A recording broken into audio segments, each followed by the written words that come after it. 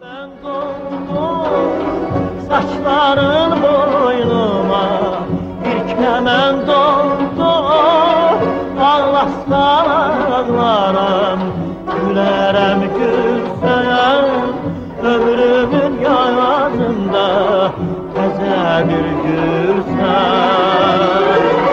Ağlasam ağlarım, gülerem gülsem, ömrümün yazında teze bir gülsem, teze bir gülsem.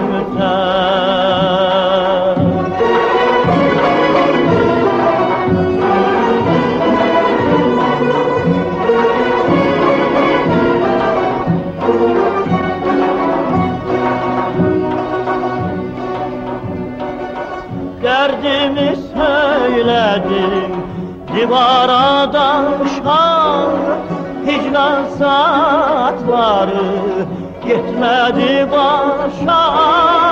Gergi gel seyredey biz boşa boşaya, bülbül sevgimize nezmeler boşa.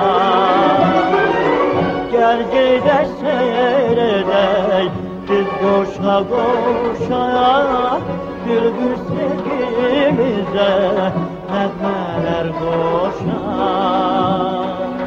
nezmeler boşa. Sevgiler sabrına korkma düşmezler, gel seni kurtarım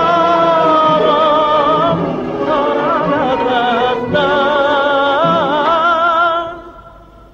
İnan sözlerime, korkma bir kez de, gel seni kurtarım kara mehbesten.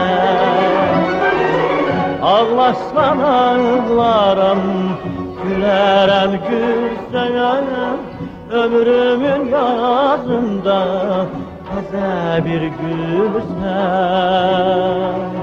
teze bir gülsem.